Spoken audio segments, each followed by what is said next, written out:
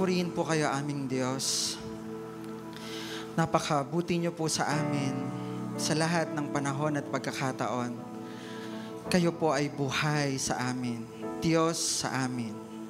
Diyos sa lahat ng panahon. Kaya po, Ama, sa hapon po na ito, hayaan mo po. Maibigay po namin, Lord, ang pagsamba ng aming mga puso. Ng bawat salita, ng bawat buhay, Panginoon, sa hapon po na ito. You are more than deserving, Lord, sa lahat po ng papuri, sa lahat po ng pagsamba, sa lahat po, Panginoon, ng pagkilala.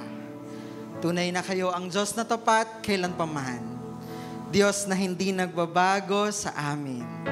Diyos na palaging nagmamahal po sa amin. Purihin po kayo aming Diyos. Sa iyo po ang lahat ng papuri at pagsamba sa pangalan ng Panginoong Hesus. Amen and amen and amen. Come on, mas malakas. Woo! Mas malakas na papuri ng palakpak at pagsamba sa ating Diyos na buhay.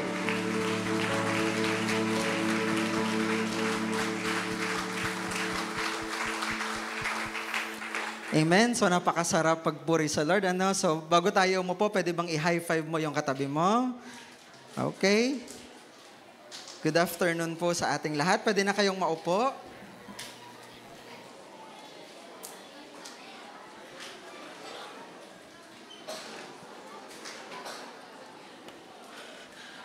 Ayan, so bago tayo magsimula, pwede bang sabihin mo sa katabi mo, masaya ako na kasama kita. Ayan, masaya ka ba? Happy ba yung katabi mo, nakasama ka niya? Okay, so welcome po sa ating po mga kapatid. Welcome po sa mga bagong dating. Welcome din po sa ating mga first time na nakasama po natin sa hapon po nito. Meron ba tayong mga first time dito, yung mga ngayon lang namin nakasama? Wow! Pwede ba rin silang palakpakan, guys? Ayan. So today, we celebrate a special occasion sa ating church. Now, we celebrate yung 39th year anniversary ng church. So sabihin mo ulit sa katabi mo, kapatid, happy anniversary. Okay, ayun. Sige. So, ready ka na bang makinig? Ready na po ba kayong makinig? Tingnan mo nga yung katabi mo, mukha ba siyang ready nang makinig? Okay? I encourage you guys, if you have notes sa cellphone or kung meron kang notebook, ballpen, you try to do some, note-taking. I believe makakatulong ito sa atin as we grow sa ating relationship sa Lord natin. Ayan. So, pwede ba tayong mag-pray muna bago tayo mag-word this afternoon? Can we again pray? Father in heaven, we thank you sa isang malayang pagsamba. Pagpalain po ninyo, Ama, yung pag-aaral po namin ng inyong mga salita. Magturo po kayo sa amin ng banal na Espiritu, pumagitna po sa amin. Patuloy po, lagyan mo ng liwanag, Lord, ang bawat salita po na pag-uusapan po namin sa hapon po na ito. Magsalita po kayo sa amin pong mga puso, handa po kaming makinig sa inyo. Salamat po, Panginoon, at patuloy po, Lord, baguhin mo po ang buhay namin according sa mga salita po, Panginoon, na sasabihin mo po sa amin. We're excited for you this afternoon. We thank you, this we pray in Jesus' name. Amen and amen. Ayan. Okay, so this afternoon, so yung ating team, ang sabi, the Praying Great Commission Church. Okay, sa mga hindi po nakakaalam, ang pangalan po ng ating church ay The Great Commission Christian Ministry. Na alam nyo po, itong pangalan po na ito ng church, ito po ay nanggaling din sa utos ng Diyos po sa atin sa Matthew chapter 28, verses 19 to 20. Ano po? The Great Commission Christian Ministry. So, Great Commission. Ayan. So, ang Great Commission po, ito ay utos ng Diyos. Ano po? And I believe, itong pangalan po ng church, hindi ito aksidente na ginamit lang yung word na Great Commission Christian Ministry. I believe God has a purpose and plan kung bakit po ito yung pangalan ng ating church. No? And itong Great Commission po na ito, mamaya ipapakita po sa verse, ayun, nakaano na pala siya. Makikita natin dito yung sinasabi sa Bible sa Matthew chapter 28, 19 to 20. Dito po nakasulat yung Great Commission. Ayan.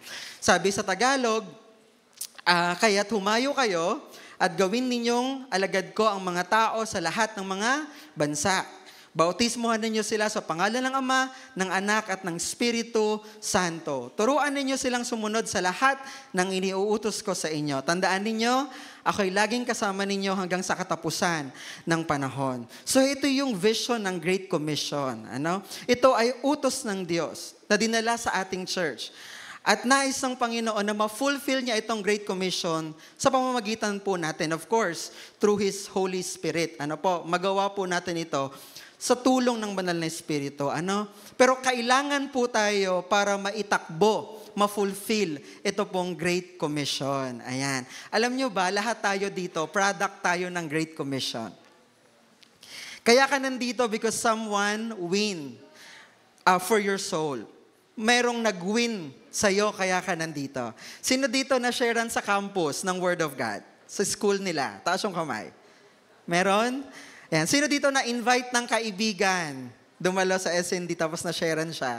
Ayan. So lahat tayo, we are all product of the Great Commission. And somebody has, dinala tayo sa Lord through the sharing of the Word of God. Okay? So, itong Matthew chapter 28, 19 to 20, maliwanag ito na may utos na gawing alagad. Una, i-win yung soul, and then gawing alagad at turuan sila na sumunod sa mga ipinag-uutos ng Panginoon. At ang sabi niya, ang kanyang pangako, that hanggang dulo, sasamahan niya tayo. Pero this time, gusto kong iwan muna itong verse na to. I just wanna focus on the word prayer. Ayan. Sino dito nakakaalam ng meaning or definition ng word na prayer? Pag meron ba akong tinanong dito or meron akong nag-ask ako ng volunteer, meron bang gustong sumagot? Meron ba? Yan. So siguro meron tayong idea about sa prayer. And di ba madalas ang prayer, ginagawa natin, sometimes it's our reaction when there is something good or bad happened sa buhay natin. Kapag merong pangit na nangyari, ang ginagawa sa atin, move tayo to pray. Kapag meron ding mabuting nangyari sa atin, move din tayo to pray. But there should be a great need for us to see why we need to pray. There should be a need. Dapat may nakikita tayong need. Para itulak tayo lalo na mag-pray. Alam niyo po, we should see prayer. Ito yung need po natin for us to fulfill the Great Commission of God to the church. Malaki yung bahagi ng prayer para maabot natin yung mga tao, yung pamilya natin, yung mga kaibigan po natin, sa paligid po natin. You know what? Prayer is God's idea. Maging si Jesus Christ man, nag-pray siya at tinuruan niya yung mga alagad na mag-pray. So, siguro, kanina natanong ko kayo, ano yung idea natin about sa prayer? Alam nyo ba na ang prayer, kahit even yung bata, kaya niyang gawin, kaya niyang magawa. Prayer is actually, it's very simple that even a child can do. So kung yung bata, kaya niyang mag-pray, paano pa kaya tayo? Paano pa kaya tayo? Di ba yung bata, kaya niyang mag-pray. What more tayo mga kapatid? Kaya ba nating mag-pray? Tanungin mo nga yung katabi mo, kaya mo bang mag-pray?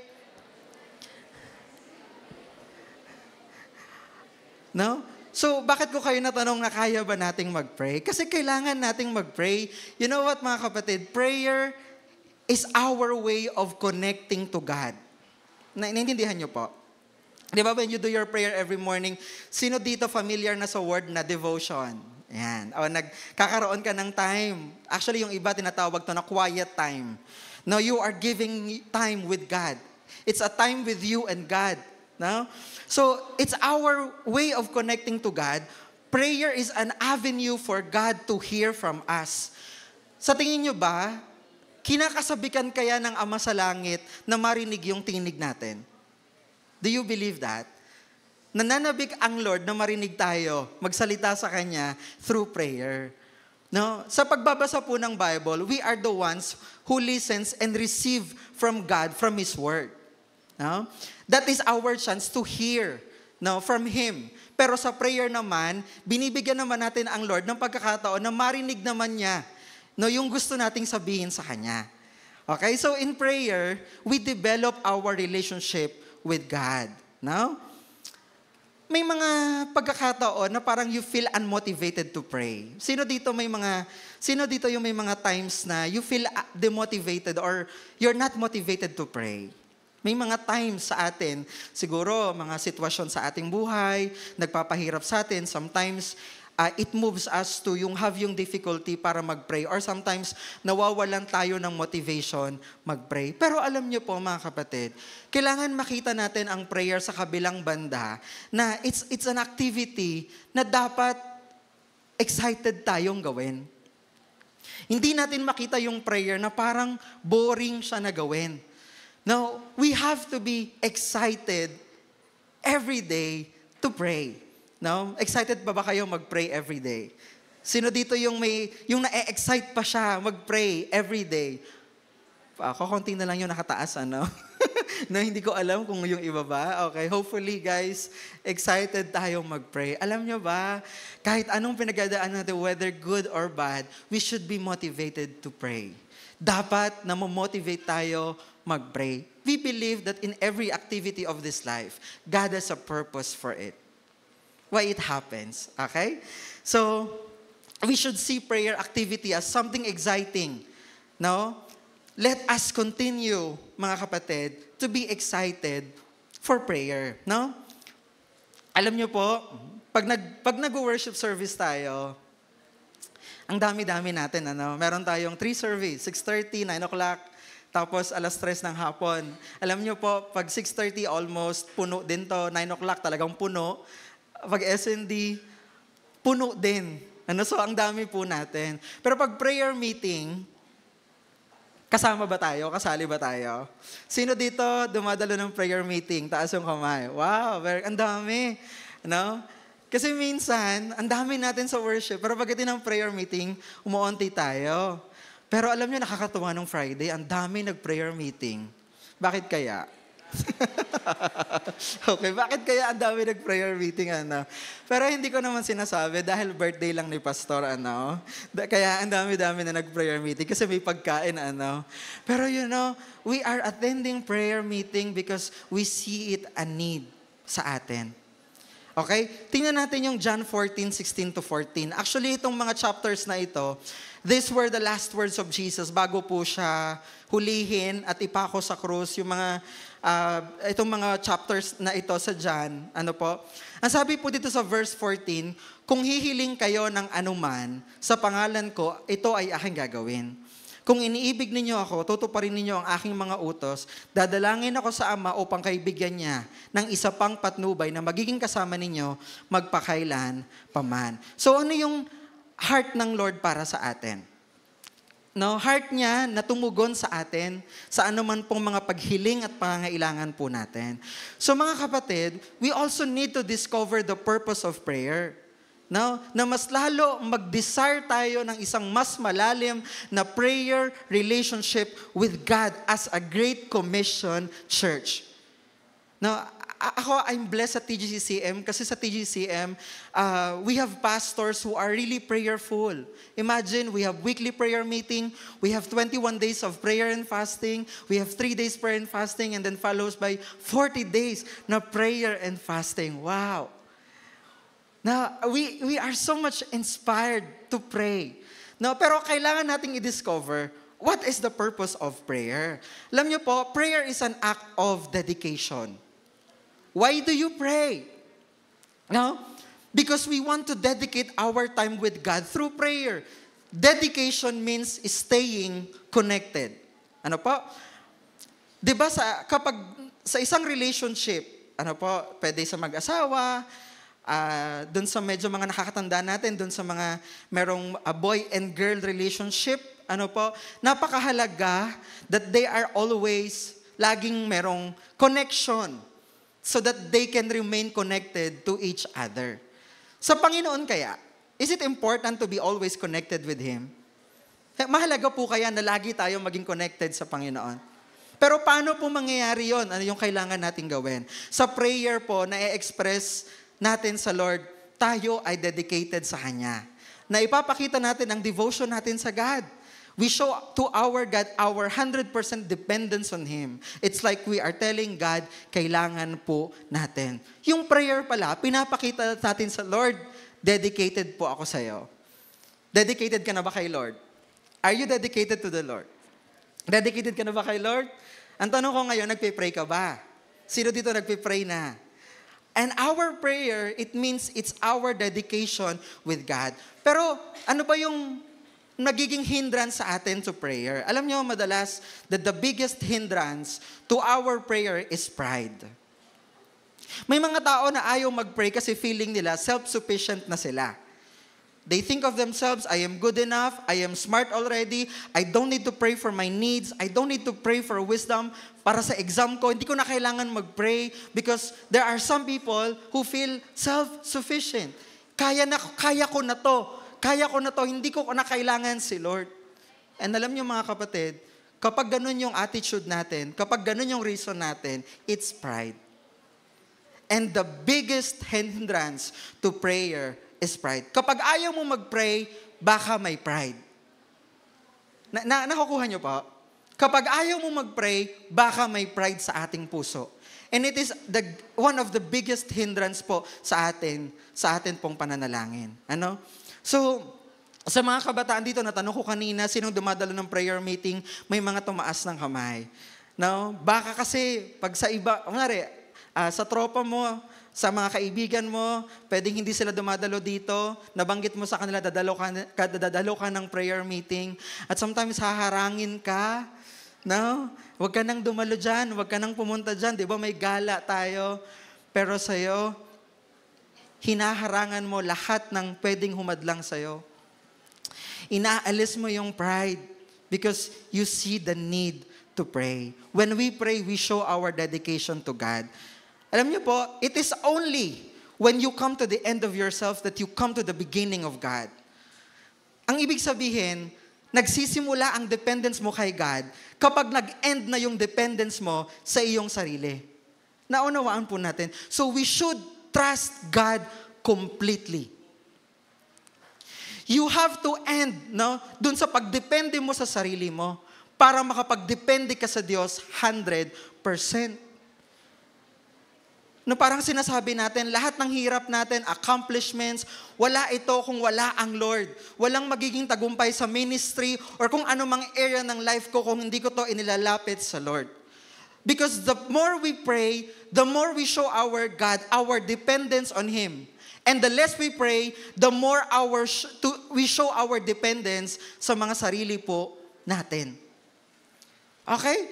Kung binabawasan mo yung prayer mo, ibig sabihin, mas nagde-depend ka sa sarili mo kaysa dapat mag-depend ka sa Panginoon. Because when you pray, you are showing to God na you really depend on Him. Dumedepende ka sa Kanya. Lord, wala ako kung wala ka. Lord, hindi ko kaya tong buhay na to kung wala ka. Kailangan ko po kayo. I need you, God, in my life. Sino dito, alam niya sa sarili niya, kailangan ko ang Lord? Sabi ng Bible, apart from Him, we are nothing. Kasama po yung pamumuhay po natin. Sabi sa John chapter 15, 5-7, I am the vine and you are the branches. If you remain in me and I in you, you will bear much fruit. For apart from me, you can do nothing. If you do not remain in me, you are like a branch that is thrown away in withers. Such branches are picked up, thrown into the fire and burned. If you remain in me and my words remain in you, ask whatever you wish and it will be done for you. Mga kapatid, we cannot remain connected if we are not connected to the vine. Sino ang ating puno? Ang Lord po natin. To remain means to stay connected. Kung kukuhain natin yung word na remain. To remain is to stay connected. We have to dedicate our time in prayer. We give time in our prayers sa Lord. Ang sabi doon sa verse, you will only bear much fruit if you are connected to the vine. No? So if you do not remain connected, you are like a branch that is thrown away and withers. At may pangako ang Lord dito, ask whatever you wish and it will be given to you. Ano daw po yung pwede nating hingiin? Sabi dun sa verse, ano daw yung pwede po nating hingiin? Kahit ano. Walang limit. Kahit ano, pwede po nating hingin sa Panginoon. So, yung healing, yung breakthrough, yung financial provision, yung wisdom, magagawa po ito ng Lord para sa atin. Walang imposible sa Lord. Kahit anong prayer natin, naniniwala tayo with faith, sasagutin ito ng Lord, ibibigay niya po ito sa atin. Pero magagawa lang ito ng Lord if we stay connected and when His words remain in us. So if we do what He says, hindi po natin kalilimutan, nakikita sa buhay natin, ibig sabihin, nananatili po sa atin ang kanyang mga salita. So we stay connected to Him, at maganda po, magkaroon tayo ng lifestyle of prayer. And we will have this, yung constantly na pag-connect. Ano po, if we continue to remain in the Lord. So sabihin mo sa katabi mo, pwede mo bang sabihin sa kanya, sabi mo, pwede ba dapat connected ka kay Lord? Okay, hindi ka lang laging updated sa Facebook, sa mga friends mo. Dapat lagi ka ring updated and connected kay Lord. Pwede ba yun sa atin? Alam niyo po, prayer is our daily connection to God. Kaya hindi natin ito pwedeng alisin sa schedule natin to connect with God daily. No? We will not underestimate the power of prayer because our prayer is our showing of our dedication to God. Alisin po natin ang pride and let us surrender our hearts to God. Pwede ba yan? So kanina, prayer, it's an act of dedication. Next, prayer, it's an act of communication. Okay. Sabi mo sa katabi mo, act of communication. When we pray, we communicate with God. Okay? Alam niyo po, sa buhay po natin, most of the problems that we face, it's because of lack of communication. Hindi nagkaintindihan, hindi nagkaunawaan, hindi naintindihan yung instruction. So there have been a problem. Nagkaroon ng problema. Sa family, sa relationship, sa pag-aaral at pagtatrabaho. Kaya po, yung communication, it is vital to the success of every relationship. So, para mag-success at sumakses ang relationship mo sa Lord, anong kailangan mong gawin? Dapat maging constant ka sa pagpe-pray. Lagi kang nagpe-pray. Okay, alam niyo, hindi ka lalalim sa relationship mo with God kung hindi tayo magko-communicate sa ating pong Panginoon. Okay? So, hindi lang din naman tayo tumatawag sa Lord kapag may pangangailangan po na tayo. Of course, we want to pray because we want to nurture po yung ating relationship with God. And we should regularly communicate sa ating pong Panginoon. When we constantly communicate, it means we are in contact with God. We are connected to our God. Pag walang communication sa Lord, mapuputol ang communication sa Lord. At alam niyo po, pag naputol ang communication sa Lord, ito na siguro ang pwedeng isa sa pinaka-worst na mangyari sa atin. Yung maputol ang ating communication sa Lord. Ang tanong, ba't hindi ka connected? May mga pagkakataon na parang hindi ka nagiging connected. Dahil hindi na siguro active yung communication mo sa Lord. Again, paano tayo magko-communicate sa Lord, mga kapatid? Paano tayo magko-communicate sa Lord? Kumusta yung prayer life natin? Kasi, yung topic natin, Praying Great Commission. Now, marami tayong dapat ipag-pray sa Panginoon. No? Marami tayong dapat ilapit po sa Panginoon. Alright, so, dapat po nating makita, we should understand the deeper purpose of the need to pray. Diba? Communication is a give and take. There's a time we listen and there's a time when we speak.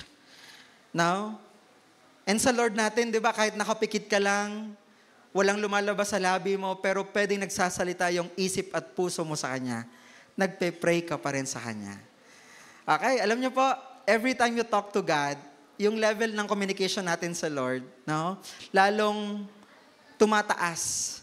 No, because our level of communication with God depends on our level of our relationship with God. Okay?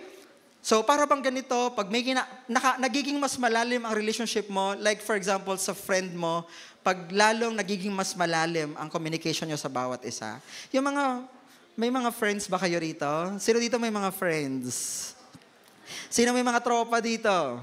Bakit nagiging malalim ang samahan nyo bilang magtotropa? Na-exercise kasi lagi yung communication eh. Laging may communication. No? Alam nyo ba, minsan yung kabisihan sa pag-aaral, nagiging way to. Diba? Pag busy kayo sa pag-aaral, pag maraming project, maraming research, may thesis na i-defend, kailangan mo talaga mag-communicate sa kagrupo mo. Okay? Kaya lang, masaya ba mag-communicate para sa thesis o research? Marami kasi ako nakakausap, maraming dismayado eh. Bakit kaya dismayado? Okay, kayo na makakasagot na ano. So tingnan po natin ito sa John chapter 15 verses 15 to 16. Ayan. Tingnan natin to, okay. I no longer call you servants because a servant does not know his master's business. Instead, I have called you friends. For everything that I learned from my Father, I have made known to you. You did not choose me, but I chose you and appointed you so that you might go and bear fruit that will last. And so whatever you ask in my name, the Father will give you. No? Sa verse 15 po, hindi na raw tayo tinatawag na servants, pero ano nang tawag sa atin? Friend. No? Hindi ka na servant. Alam nyo, alam kasi natin, pagkaibigan, madaling pagsabihan, o para bang pag may sikreto tayong gustong sabihin sa iba, sila yung una nating pinupuntahan, kaibigan. O, sino dito ganon? Yung may trust ka sa friend mo, na share mo sa kanya, minsan yung mga secrets mo. So dito sa verse, we can relate, tinatawag tayong friends, ibig sabihin pala, pwede kang pagsabihan ni Lord ng mga sikreto niya. Wow. Mga secrets ng Lord. Okay? Actually, ito yung mga secrets ng Lord eh. Yung kanyang mga salita na ini-speak niya. Sinasabi niya po sa atin. So, kailangan pala natin to be a friend of God. So, why do we pray? Bakit natin pinapalalim yung prayer natin? Bakit as a Great Commission Church, kailangan lagi tayo nagpe-pray? No? Kasi kailangan natin to be a friend of God. You know, when you continually to pray, mas lumalalim ang communication at relationship sa Lord. Kaya nagiging kaibigan tayo ng Panginoon. Whenever we pray, we strengthen and deepen yung ating relationship sa ating pong Panginoon. And sabi pa dun sa verse, you did not, ano sabi? You did not choose me, but I chose you and appointed you to go. Sino daw pumili sa atin? Sa katabi mo, sinong pumili dyan? Si Lord. At ang sabi niya pa dito, ano man daw ang hilingin natin na ibibigay ng Lord yon sa atin. Bakit kaya ano man ang hilingin mo, ibibigay ng Lord yon sa'yo? Kasi kaibigan ka niya. Nagiging close kayo every time nagpe-pray ka sa Kanya.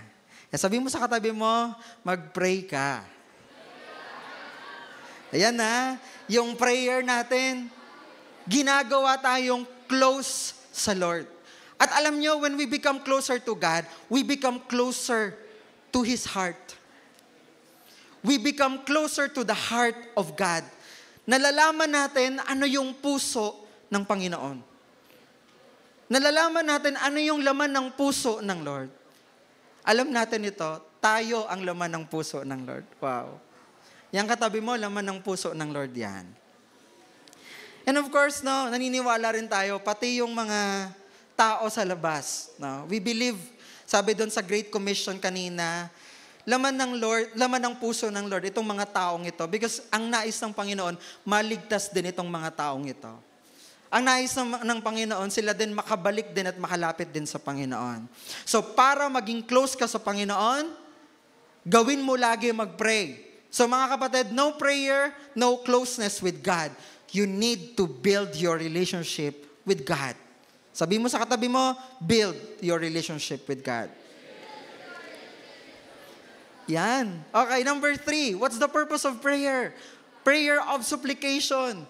Pag sinabing supplication, it means we make a request to our God. Na humihingi tayo sa Kanya. Nangihingi tayo ng request sa Panginoon. Sabi po sa Philippians 4 verses 6 to 7, tinampun natin to.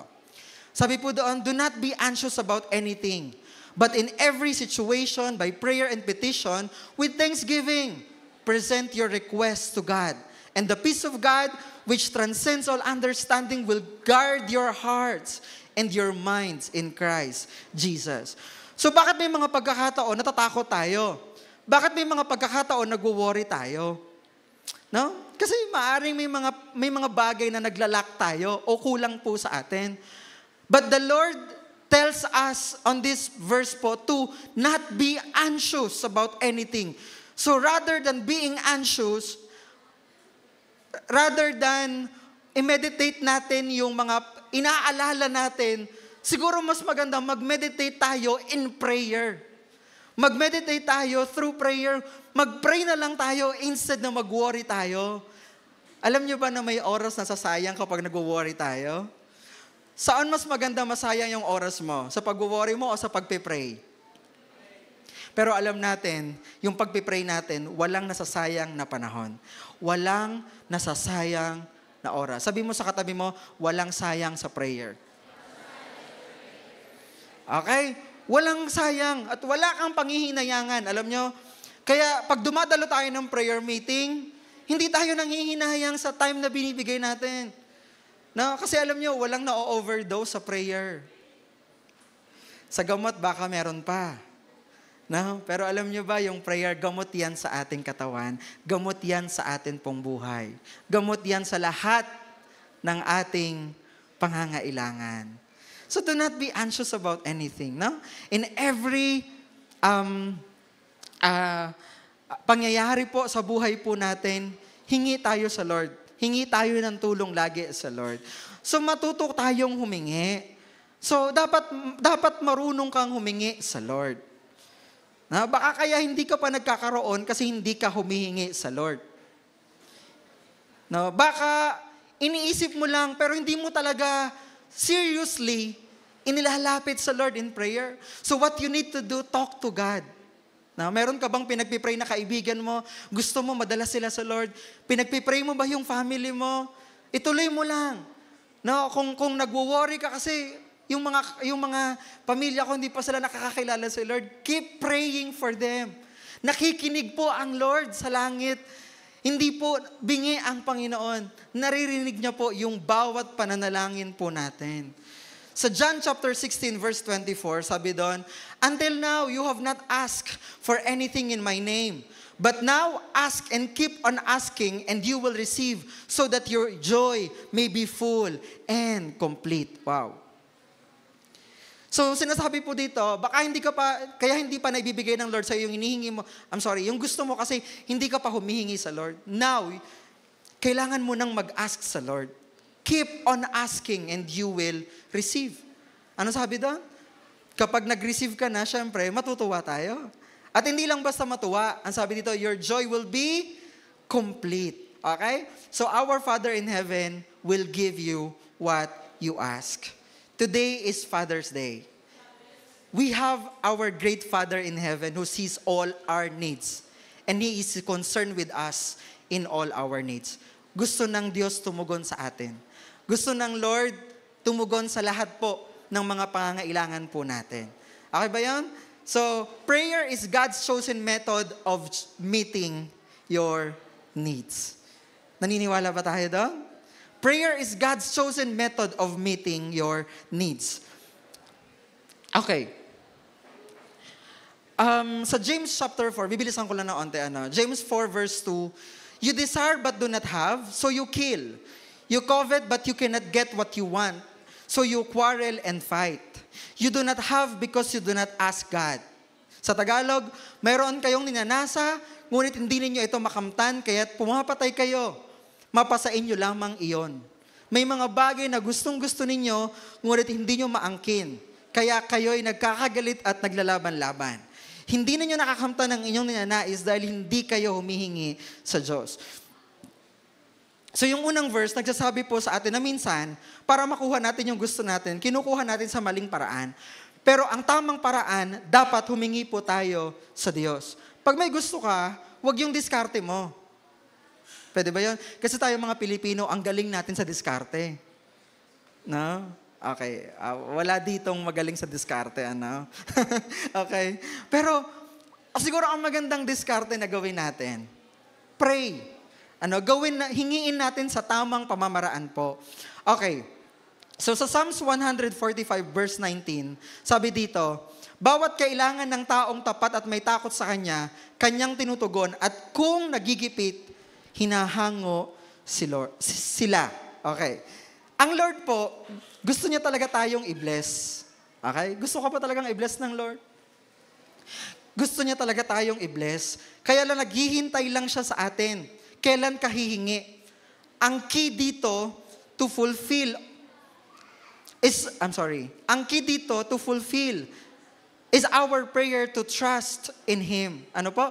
So ang nais po ng Lord sa atin, mag-pray tayo, humingi po tayo sa Kanya because He really wants to bless us. At ang sabi po dito, ang taong tapat at may takot sa Diyos, tinutulungan niya.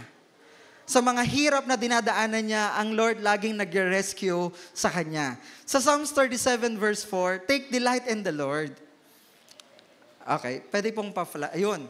Psalms 37 verse 4, sabi doon, take delight in the Lord, and He will give you the desires of your heart. How it is, or what it is to take delight in the Lord. No? Mag-delight ka sa worship mo sa Lord. Mag-delight ka sa prayer mo sa Lord. Mag-delight ka sa devotion mo sa Lord every day. At ang sabi po dito, He will give you the desires of your heart. Nakukuha po natin. Alam ng Lord yung laman ng puso natin. Alam ng Lord yung laman ng puso natin. Nakikita niya po yan. And He wants us to take delight in Him. No, yung bang masiyahan tayo whenever we worship sa Lord. Masiyahan tayo kapag nagpipray tayo. Siyempre, pag nag-worship tayo sa Lord, masaya talaga. Pag kumakanta tayo, pumapalakpak, talagang tumatalon pa. Pagtapos pa, may one way pa. Talagang talon-talon talaga tayo. Ang saya-saya talaga natin. Pero ang tanong, nagde-delight ba talaga tayo kay Lord? O masaya ka lang kasi ang saya-saya kasi ng one way eh. Ang saya-saya kasi makita ko yung mga kaibigan ko tumatalon. Pag nakita ko yung mga kaibigan ko, pupunta ako dito sa unahan. Makikipag-unahan ako. Magse-celebrate ako. Pero ang tanong, are we really taking delight in the Lord?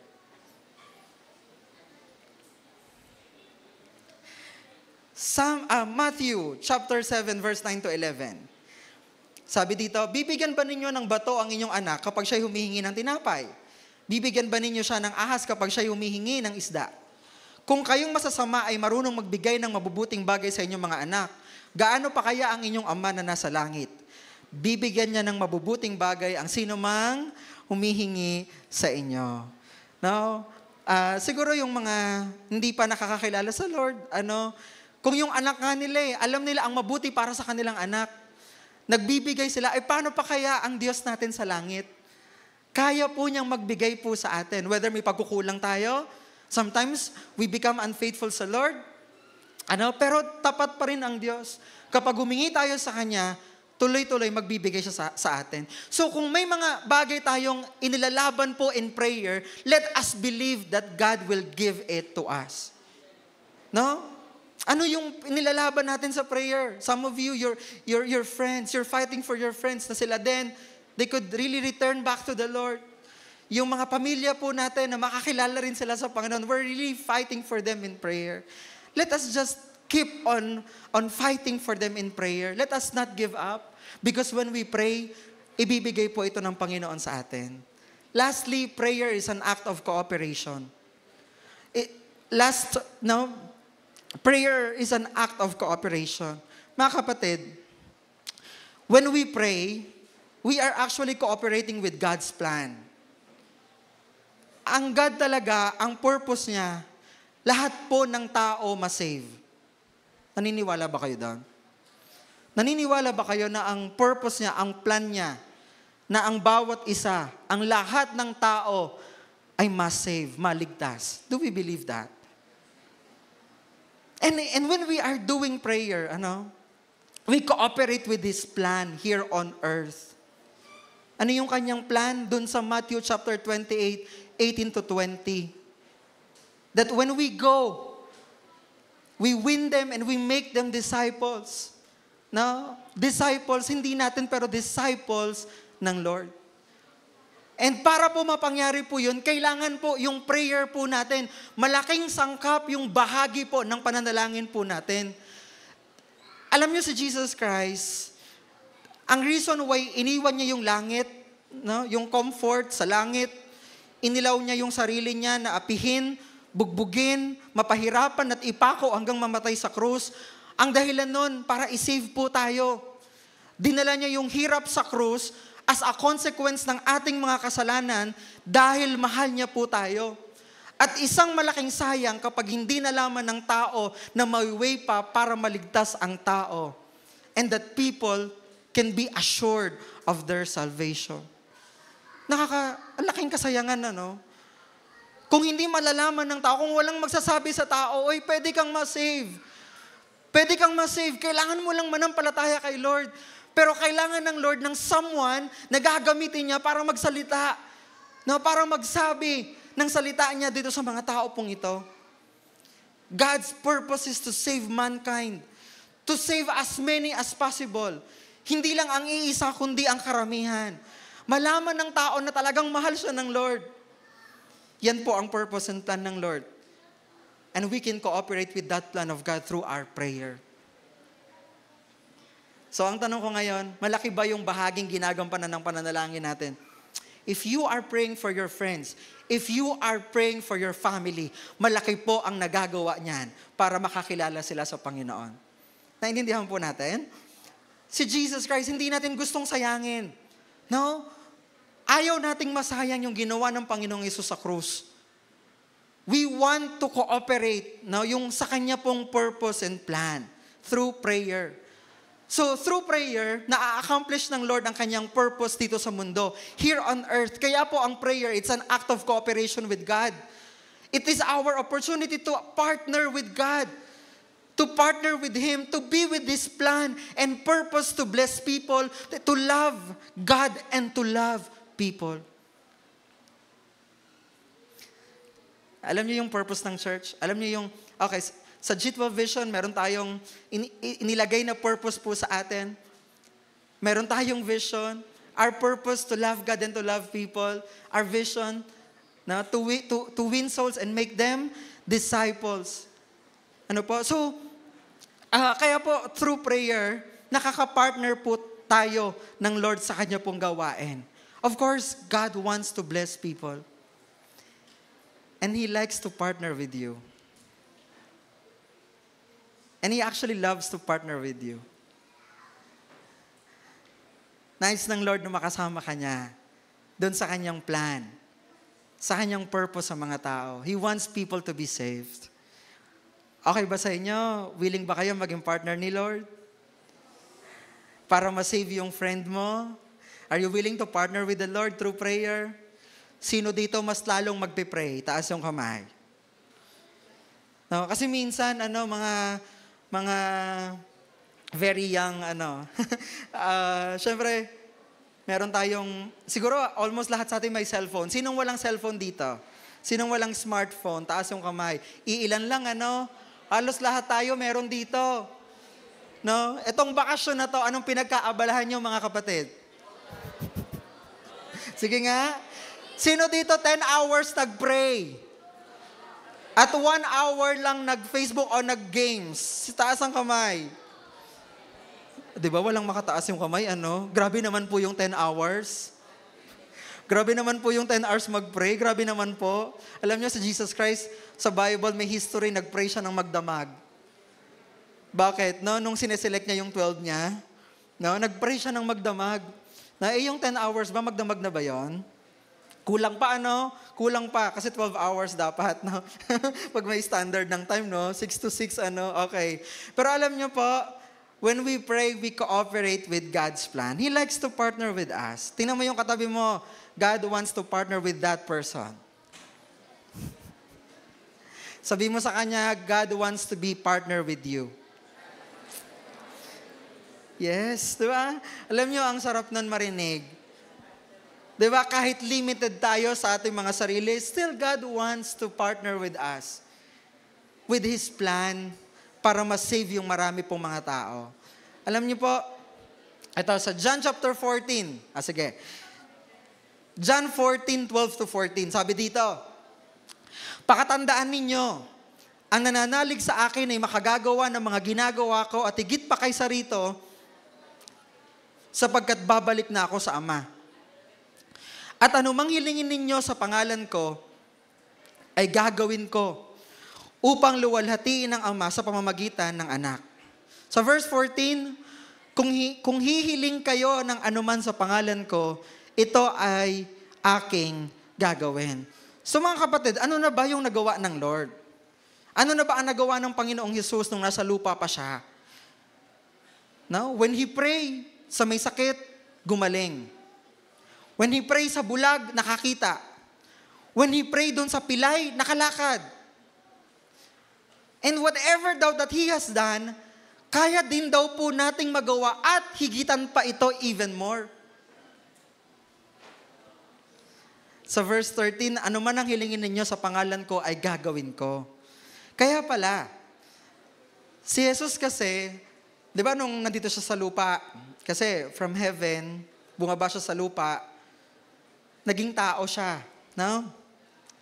Si Jesus, though we know He was powerful, His anointing, di ba? Even though He is God.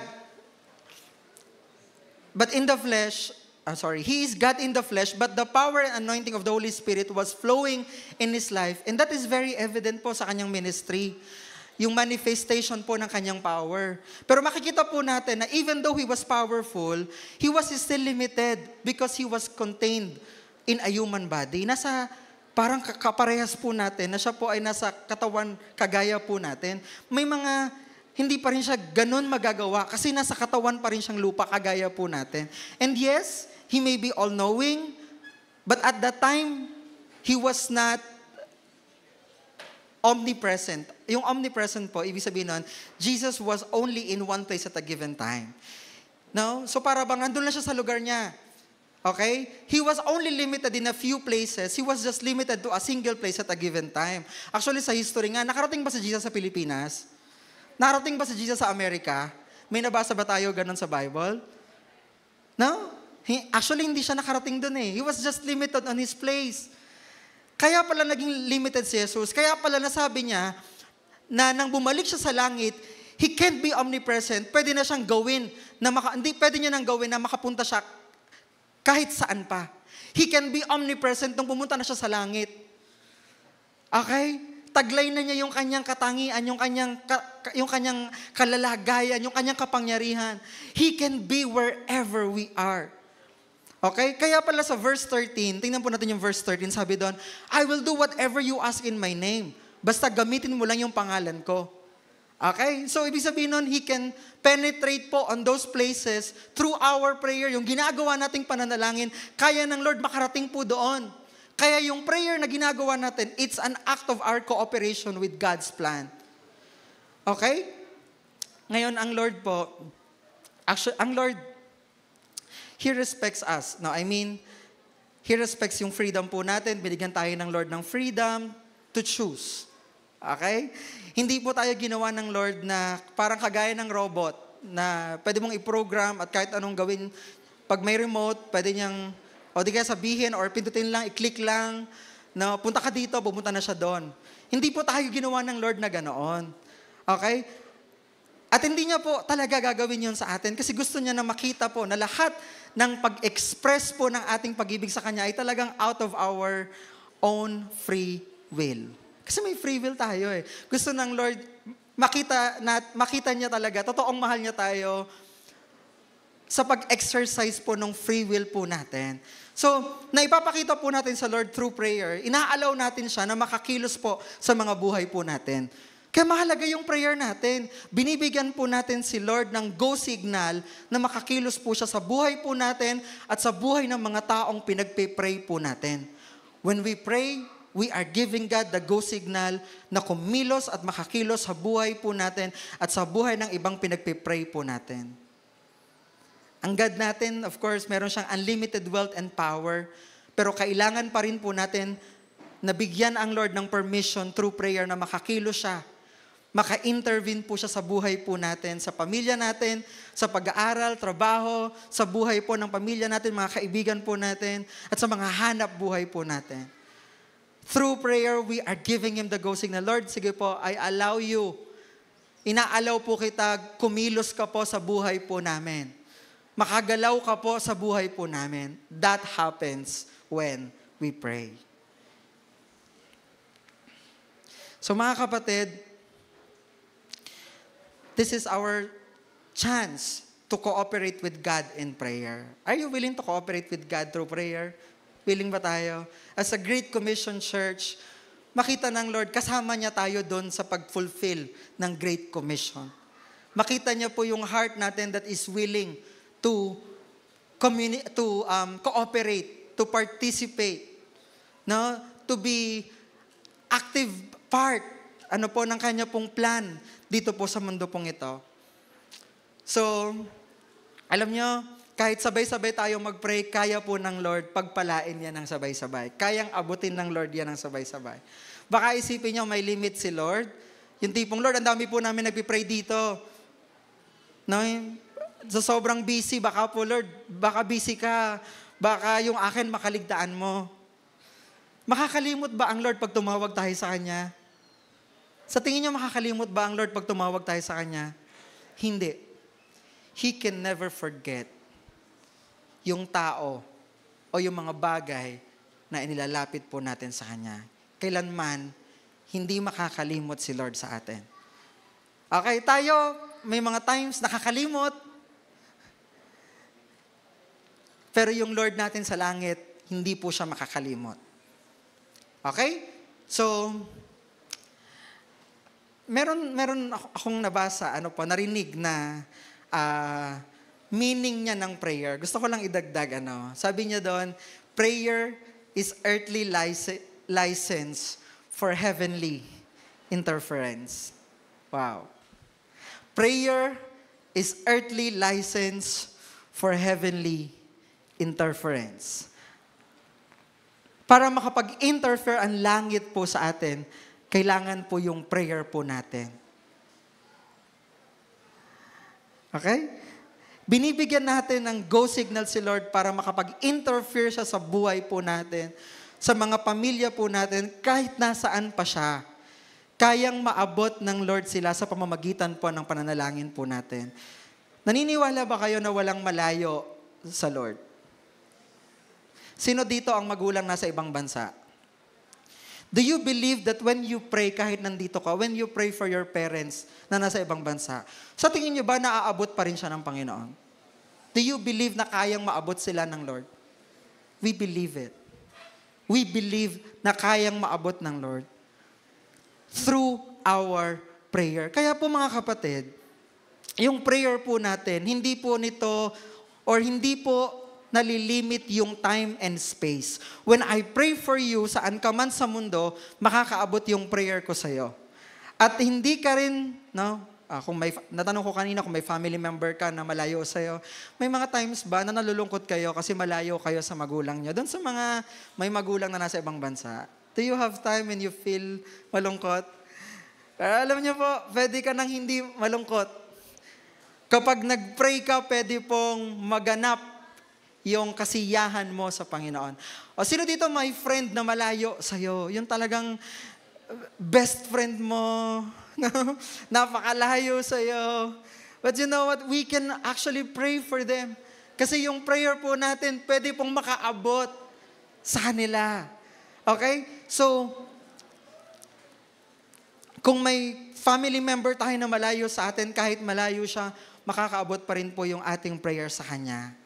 So mga kapatid, prayer makes things limitless. Naniniwala ba kayo doon? Naniniwala ba kayo that prayer makes things limitless? Nang dahil po sa prayer, ang mga bagay nagiging unlimited. Kaya hindi natin sasayangin yung privilege na ito na makapag-pray po tayo sa Lord. Sino naniniwala na yung makapag-pray sa Lord is a privilege? Yes. Isa po itong pribilehyo po na binigay po sa atin. Privilege, no? Kaya wag nating sasayangin. No, wag nating sasayangin na makapag-pray tayo sa Lord. Wag nating hayaan na makuha ng ibang oras yung time of prayer natin. Now, baka mamaya you spend a lot of time just browsing sa Facebook, sa net. No, nakakaubos ka ng ilang oras sa paglalaro ng kung ano-anong games, no, sa smartphone mo. Pero sa prayer mo, parang mag-pray ka lang ng 1 minute, hirap na hirap ka pa. Pambihira. No? Sino dito nakakapag-pray na ng 10 minutes? Taas ang kamay. Sino nakakapag-pray na ng 20 minutes? Yun, dami. Nakakapag-pray ng 30 minutes. Meron din. Sino din nakakapag-pray pa ng 1 hour? Yun, ang galing, ano? No? So, kasi, wag nating lagyan ng limit yung prayer natin sa Panginoon because prayer makes things limitless. Sa totoo lang, minsan tayo ang naglalagay ng oras. Tayo ang naglalagay ng limit. Pero wag po nating lilimitahan yung pagpe-pray po natin sa Panginoon. No? Marami po tayong ilalapit sa Panginoon in prayer. No? May mga families tayo, may mga kaibigan po tayo, may mga kasama tayo sa community po natin na pwede po nating idulog at ilapit po sa Panginoon. So mga kapatid,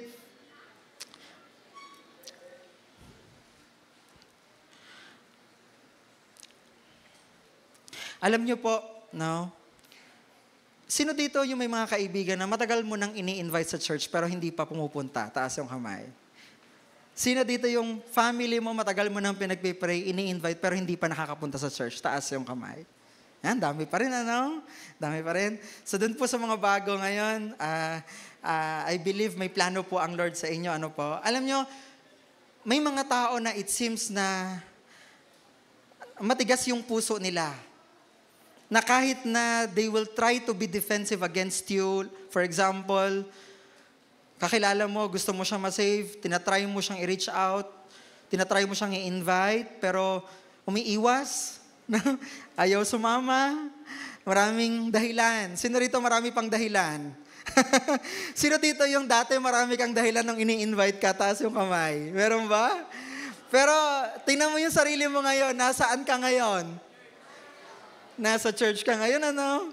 Lagi ka nang dumadalo sa pagsamba. You are taking your delight in the Lord through worshiping Him. No? Nakikita mo na ngayon yung delight mo talaga. Lord, ikaw lang talaga. Sa'yo lang talaga ako sasaya.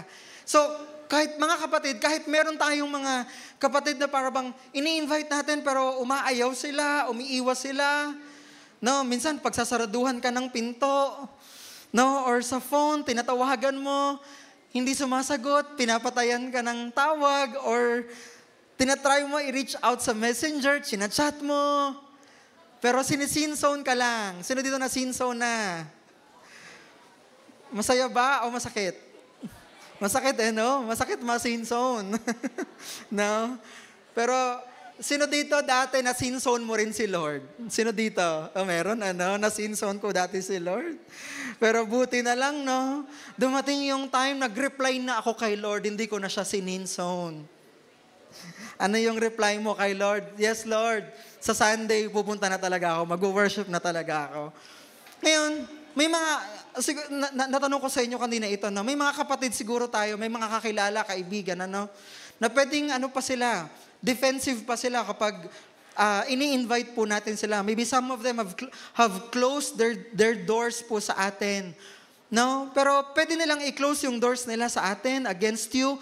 Pero alam nyo po, yung mga tao na yan, they are defenseless against our prayers sa kanila. Pag sinabing defenseless, no, yung pagpipray na ginagawa po natin, kaya silang maabot nito. Makakaabot sa kanila yung prayer na ginagawa natin. Pwede nilang isin zone tayo, pwede nilang pagsaraduhan tayo ng pinto, pwede nilang hindi nila tayo pansinin, but you know what? They are defenseless in our prayer. Yung prayer natin, yung sigasig natin sa prayer, yung eagerness natin to pray for them, they will be defenseless. Ibig sabihin, hindi sila makakatakas doon. Maaabot at maaabot at maaabot sila noon. Kaya magugulat ka na lang. I believe, no? This week, may mga magchat-chat sa inyo dito, mga kaibigan nyo. Hoy, sasama na ako dyan. No? Sasama na ako dyan. I believe, no? No? I believe, no? We believe that this week, may mga families tayo na makakabalik kay Lord. Amen? May mga kaibigan tayo makakabalik sa Panginoon. Okay ba yun? So, yung prayer po natin, huwag tayong titigil po doon. The more we pray for them, pwede pong maging malambot yung puso nila. At pwede po silang makalapit na sa Panginoon. Alam nyo, pag-pray natin sila. Pwede ba yun? Patuloy natin ipag-pray sila. Pag-pray natin na marinig nila yung voice ni Lord sa kanilang mga buhay. Ma-realize nila yung need sa pagkakaroon po ng isang Savior. Because we believe that prayer is powerful. When you are prayerful, you are powerful. But when you are prayerless, you become powerless.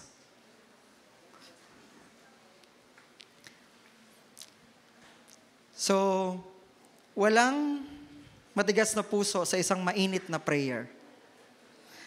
Walang anumang balakid na hindi pwedeng matibag sa isang mainit na prayer. O kaya kung ikaw sa sarili mo, you see the need na para magamit ka ng Lord. Lord, kailangan mabago po ako. Lord, kailangan maalis to sa akin. I surrender my life to you. We can surrender our lives to God. Pwede po tayong mag-pray sa Panginoon. Pwede nating isuko yung ating puso sa Kanya. Sino dito mga cell leaders? Kayo mga leaders natin, yung mga kuya ate natin dyan. Meron ba kayong mga cell member na hindi nakikinig sa inyo, makukulit, pasaway? Meron ba? Okay, wala sila dito. Actually, wala sila dito, guys. Yung mga matitigas yung ulo, wala sila dito. Mababait yung mga nandito, no? Mababait na mga cell member, ano? Huwag mo silang tigilan sa prayer. Okay? Huwag mo silang tigilan sa pananalangin. Okay, alam niyo yung mga cell members dito, kaya hindi gumigive up yung mga cell leader niyo, mahal nila kayo. Okay ba yan? The reason why they keep praying for you is because they love you. Okay?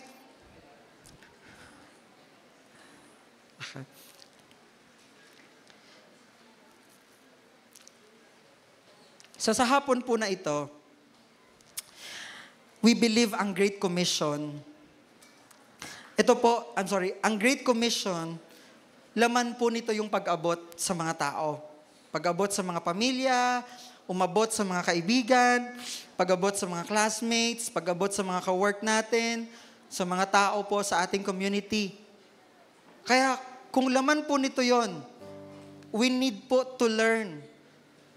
We need to learn, mga kapatid, yung power of prayer. Our prayer can reach out to people. Our prayer is working. When we pray, may ginagawa po si Lord.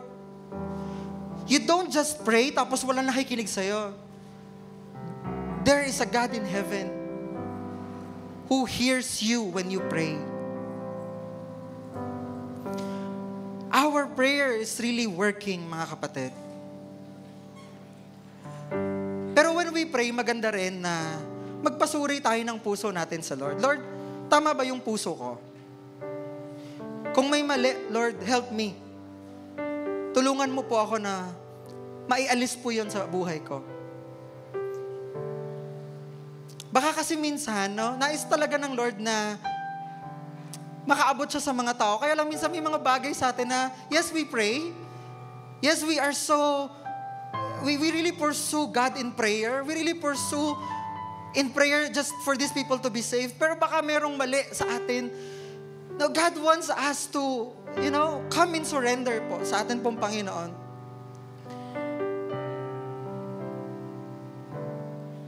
If we really want to cooperate with God's plan, we need to surrender our lives to Him.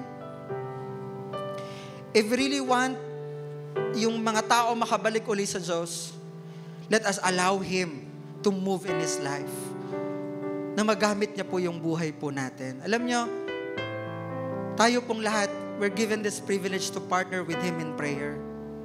We can do greater things than what Jesus did through our prayer. We can do greater things. Alam niyo po, may isang, mabilis lang po na kwento, merong isang husband and wife, totoo po itong nangyari, yung wife, nakakilala siya sa Lord, very active siya sa paglilingkod sa Lord, pero yung husband niya, yung asawa niya, hindi po nakakakilala sa Lord. And one time, yung asawa niya, yung wife niya, she's about to give up. Nagpipray naman siya para dun sa kanyang asawa. And she's about to give up kasi parang sabi niya, parang wala naman ang patutunguhan yung ginagawa ko. And one time, pumunta siya doon sa kanyang pastor at kinausap niya, ano po bang gagawin ko? Kasi parang lahat nagawa ko na eh. Sabi ng pastor sa kanya, ito yung dapat mong gawin. Ipag-pray mo siya every night. Patungan mo siya ng kamay, yung kanyang puso, yung kanyang ulunan. Ipag-pray mo sa Lord na ma-open yung kanyang puso, yung kanyang isip sa gospel. Alam niyo po, ginawa yun ng wife. At habang nagpe-pray, umiiyak siya, nilalapit niya sa Lord yung kanyang asawa. Kasi nga, di ba kanina, she's about to give up. Pero salamat, meron pong prayer. May nagbigay po ng pag-asa sa kanya. Unti-unti, dumadaan po yung mga araw. Actually, hindi naman naging madali. No? Nakikita niya unti-unti, merong kahit pa paano nagbabago dun sa kanyang asawa. So, hindi siya tumigil mag-pray. She keeps on praying for her husband. She keeps on praying that one day makakakilala siya kay Lord. That one day masisave siya. That one day makakakilala siya sa Panginoon. She keeps on praying. And to cut the story short, alam niyo po, nagbago po ang ihip ng hangin. Itong asawa niya, nagnais po na tumanggap sa Panginoon. Come on.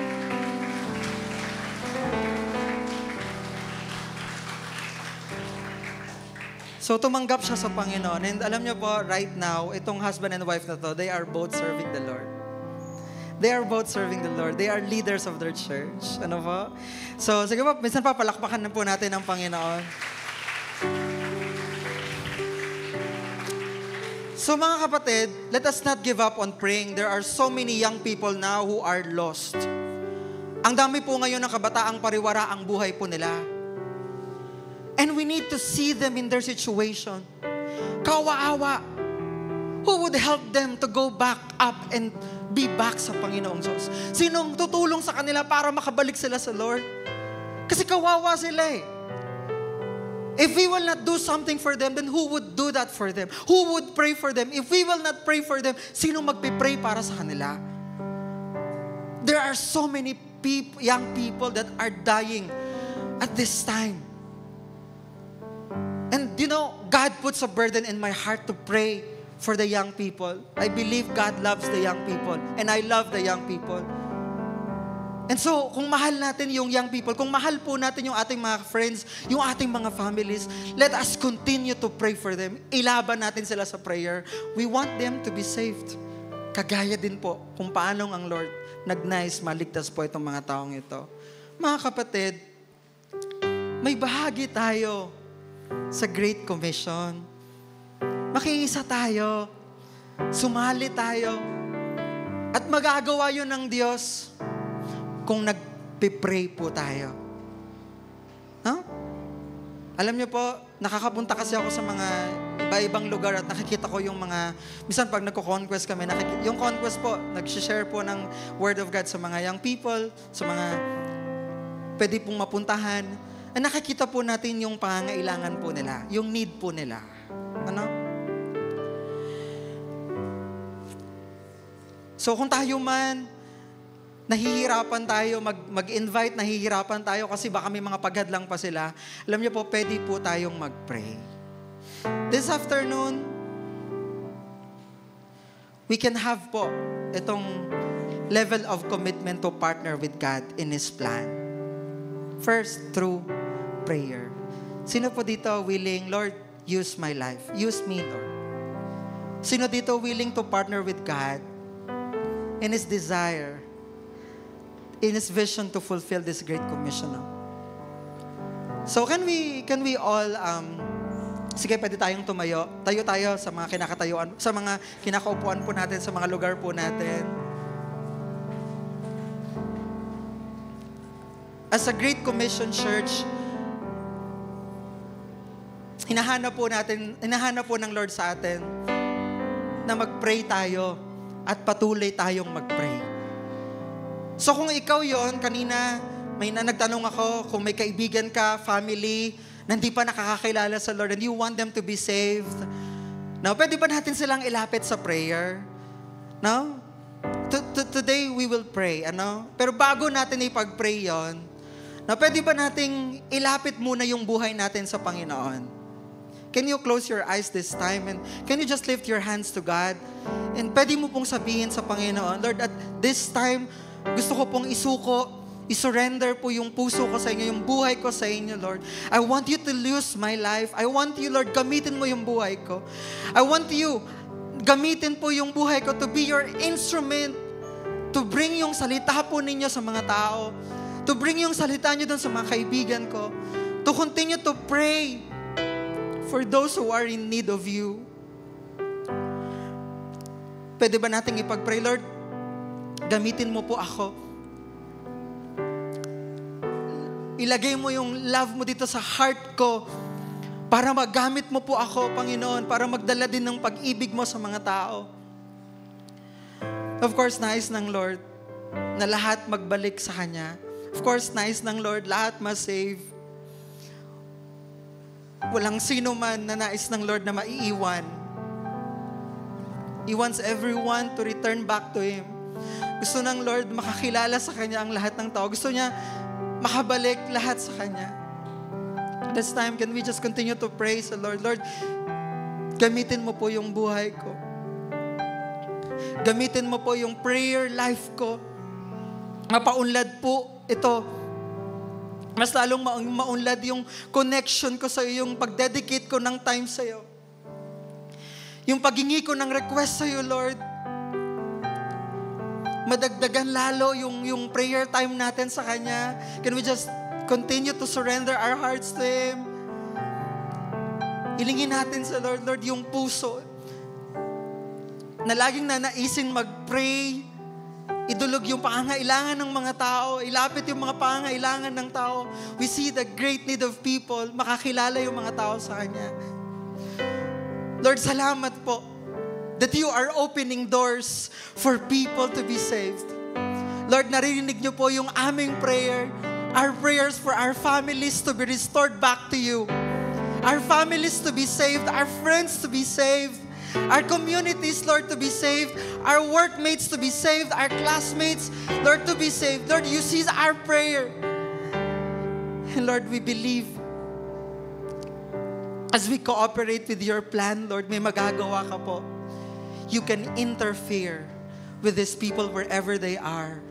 Kahit nasaan po sila, Panginoong Diyos, meron ka pong magagawa. Panginoon, salamat po. Lord, we believe na maraming tao, Panginoon, yung makakabalik, yung lalapit po sa inyo, Panginoong Diyos. At kagaya po namin, sasamba sa inyo, pararangalan din po kayo sa kanila pong mga buhay. Marami pong salamat. We give you the highest praise, honor, and glory in the mighty name of Jesus. Amen and amen and amen. Come on, mas malakas na palakpak sa atin pong Panginoon.